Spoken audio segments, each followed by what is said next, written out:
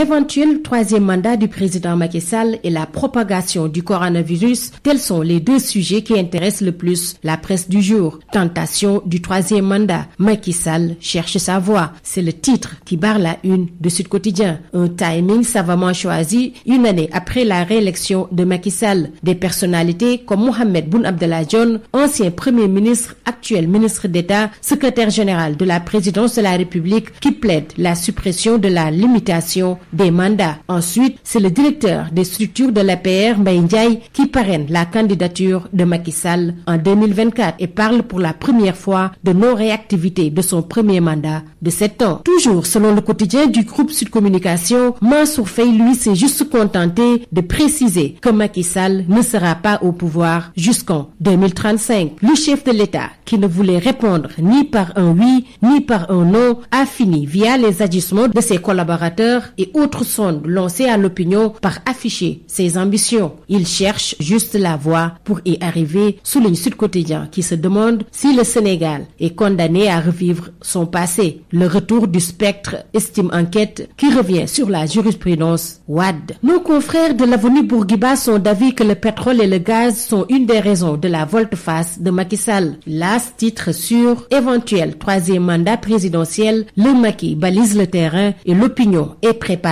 en douce. La position du pouvoir sur la question se précise de jour en jour. De couvre-feu à contre-feu, titre 24 heures. Thierno Bokoum estime que le président Sall réduit tous les jours l'épaisseur de la porte de sortie et Bakary Domingo Mané est convaincu que c'est un moyen de divertir les Sénégalais. Pour Déthié Fall dans Enquête, c'est un débat inutile et insensé, tout simplement ridicule, sous une tribune qui fait référence au mandat Illimix et troisième candidature et révèle le matraquage contre John et Mbaye Ndiaye. Le président doit obligatoirement se prononcer sur cette question pour apaiser le champ politique, affiche Direct News, qui est convaincu que si le problème du troisième mandat n'est pas résolu, ce serait l'échec du dialogue politique. Au moment où, d'après les Échos, Macky Sall leur refuse des véhicules, les conseillers économiques achètent des voitures à crédit. Yakham Beye dans Libération canarde les bavards et perturbateurs de l'APR et déclare « Macky Sall ne mérite pas ça ».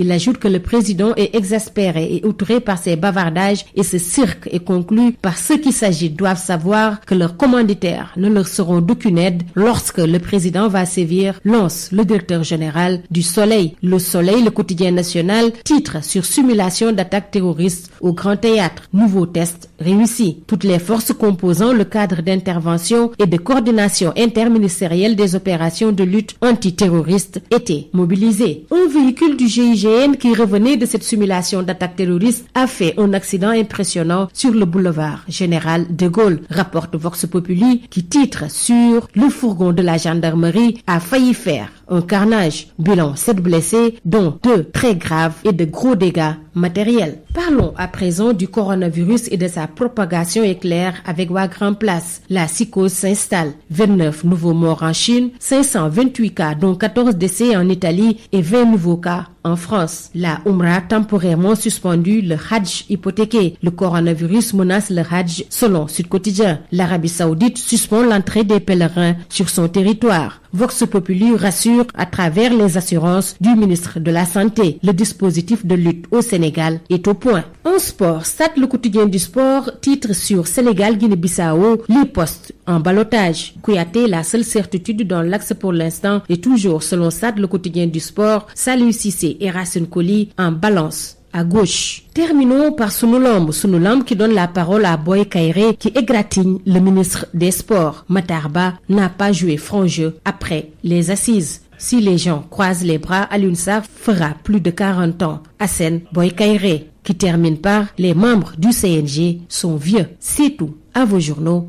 et très bonne lecture. CSIP ñëpp ràññee ko ci